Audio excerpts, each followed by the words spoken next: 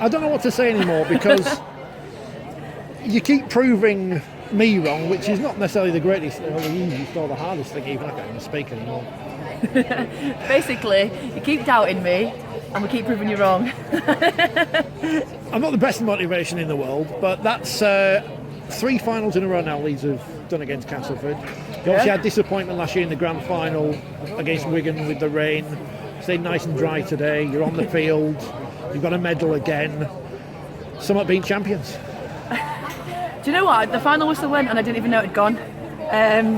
We knew that the clock was counting down and we checked with the ref and we was like, oh yeah, that is the clock. So we knew there was 40 seconds left or whatever. And then we heard the crowd shouting 10 and then I didn't know when Tash went with the ball whether that was it or not. And I was like, oh, what? Oh, ah. So it was a bit like that disbelief. Like, how do we keep doing this? And it's just a case that Leeds Rhinos keep turning up on a final day and much like the men, you know, when they're put under the pressure, they do it as well. So, you know, we've been at a lot of kind of motivational speeches this week about this badge and what it means to wear it, and I think today kind of proved it, that all buy-in, you know, and that was for this badge and that's for each other. So massive amazement to come away with that. Can you actually explain how? Because last week you're losing 14-0 against Saints, you come back and win in the last play of the game. You're 8-0 down here against Castleford, who many say will be the best side this season. Yeah. But you didn't look like you were concerned about going 8-0 down. You just got on with what you do. Do you know what? That's massive credit to Cuspo, because I've kind of said this season that he's maybe not as harsh as I want him to be sometimes, and sometimes I think the girls need a bit of a roasting. But actually, his composure in the changing rooms has led us through. And his confidence in us, his like sheer, genuine belief that we can do this, is what got us through. You know, we went in the sheds at half time, and he was like, would you agree that we've got another gear to step up? And we were like, yeah, you know. And I think the biggest thing for us is the fitness. Like we figured at the end of the first half that the forwards were timing for Cass, and we know that we get hammered with fitness. We get tested every other week, you know, like, and we hate it. But it's games like this that you know, it's the end of the season. People are carrying knocks and stuff, but it's that resilience to keep going. It's that all buy-in, and it genuinely is that kind of all buy-in. It's all for one person, one thing. So.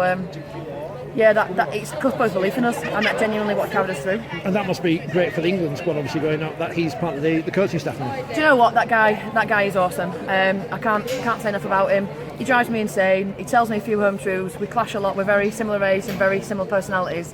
But he knows how to deal with us individually and as a group, and that's really difficult for women. You know, we're highly strung, emotional people, and he managed it so well. And when he got that call up, I couldn't be prouder of him. You know, he's my coach, and to coach that next level just proves how good he's doing with us. And you know, look, we've come from third in the league to win the grand final, so he's doing his job well. And this is it's an interesting time for women's sport in general. Obviously, we're talking rugby league here today, but there is a point of talking about equality and this and that and the other. And one of those things that the men get a lot is criticism. I'm not talking about any specific criticism here before people work out what I'm talking about, but you obviously, you say from your coach, you're used to getting that criticism, and how you accept that. Is that the next thing for the game as a whole, that people are going to say, you know, that wasn't great, that wasn't a great game or whatever? Do you know what? Everyone's entitled to their own opinion, and so be it.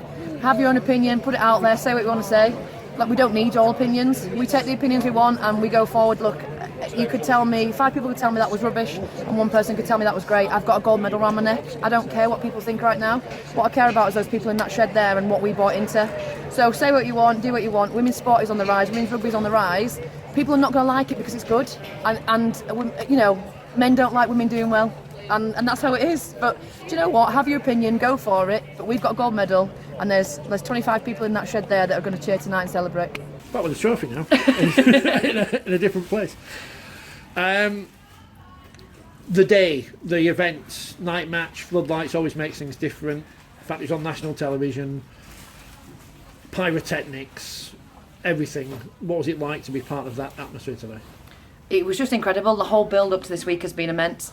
At Leeds Rhinos, we've had like Stevie Ward in, we've had Jamie Jones in, we've had Gary just in the changing rooms then. You know, the buy-in from the club for us has been massive, and the support has been huge. You know, I know that the Conrad and the lads are all off and doing international duties, but they've still sent messages round, and it just made a massive difference. And then Tom Brindle at the RFL, I cannot credit the guy enough, and he needs to, you know, the guy needs some kind of medal or something himself, because what he's done for our game is nothing short of a miracle, and he's the one that's pushed this. You know, Betfred coming on as the sponsors, we've all had to rush and get like new shirts and get sponsors put on the shirts. Sky coming on board and like showcasing that today. Like I really hope the figures there are good and and that people have enjoyed watching that kind of spectacle that was that game then. And just being here and having the whole event has just been incredible. And we've really felt that level of professionalism step up. We said the Challenge Cup had set a precedent and it was going to be hard to outdo that, and it's completely done that today. And we can't thank Tom and the RFL enough. How important is it that the club, don't just give you some kits with a badge on, the fact that you do feel part of the Leeds Rhinos? It's massive. People have this misconception that we're paid. We're not. We're completely amateur. But on the side of that, the club give us the kit, the training venues, the physios, nutritionalists, the coaches, down to the first team buses. We've got new kit for today. The buy-in from the club is ridiculously huge, and despite not being paid with a wage, we're paid in every way possible. We're as equal as the men without the payment, and where we stand at the minute, that's fantastic because there isn't the investment yet in the women's game to be paid players. So at Leeds Rhinos, they do everything they can to make us feel as professional as we possibly can do, and coming here today, just the buses, the setup, the whole meeting beforehand, the shirt presentation from Stevie Ward, a lot of it, we do feel as part and up their level with the men. After the Challenge Cup final, it was raw emotion straight off the pitch when you came and spoke to me. You've had a bit of time to think now, although it sounds a complete racket in that change. Yeah. Well, first of all, we never see what goes on in there. What is the atmosphere in there? What's it like when you've actually won a big major trophy like that? Imagine being thrown on a waltzers, spun around 1,000 times, jumping off and then jumping into some kind of crazy disco. You have no idea where you come or go in. You've got people hugging you and you've got pictures. You've just got there's streamers flying everywhere. There's a few light beverages. It's just that whole, I've just been talking to Staves then, and we just stood back. We're slightly older than the rest of them. We just stood back and went, this is the reason we do it. Like, this is the buy-in. You feel like a family. You are all as one. And, you put your body on the line for that group of girls in that changing rooms, and everyone does the same. So it's one little tight-knit family. We did this together. You mentioned there's a disparity in age in the dressing room. Fran Goldthorpe, 16? Yeah. How does that work? She goes out there, scores 2 tries, and looks as experienced as anyone else out there. It's ridiculous, isn't it? I'm a teacher and I teach kids her age. It's hard to think then I'll come alongside her and she's just my teammate and there's no age difference at all. And that's the thing, Sophie Robinson, everyone knows, is one of my best friends. There's nearly a 10-year age gap, but it doesn't matter when you're on that field. It doesn't matter when you're in the changing rooms. It doesn't matter when you're on the training paddock. It doesn't matter.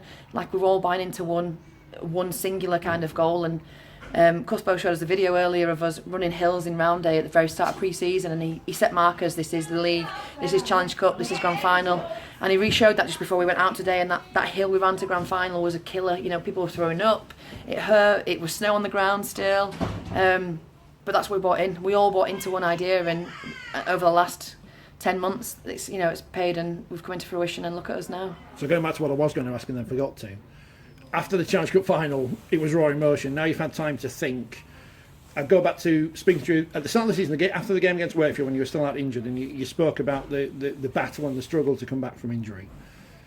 Where do you feel you are now, having gone out there, come back mid-season, and you've got 2 trophies, 2 medals in your locker? I think it's probably going to make me quite emotional, that. It's a personal goal I set myself. I wanted to complete the season. I came back from a horrific injury. I wouldn't wish it on my worst enemy.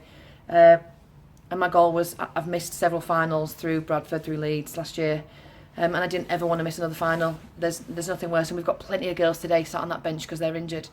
And you do it for yourself because you've worked damn hard to get back to where you want to be, but you do it for the girls on the bench because you know how painful it is to sit up there.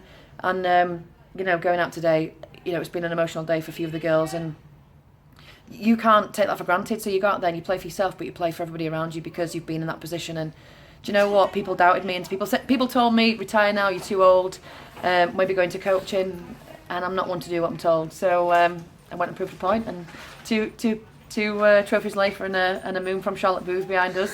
I won't turn around then now. Yeah. Anyway, I hope this trophy again. Final one then, because I need to leave you something to write about in the future. What happens to Danika Priim from here? A, do I pronounce your name right for a start? Oh, that's good, because I always think I'm getting it wrong. What happens to you going forward from now then?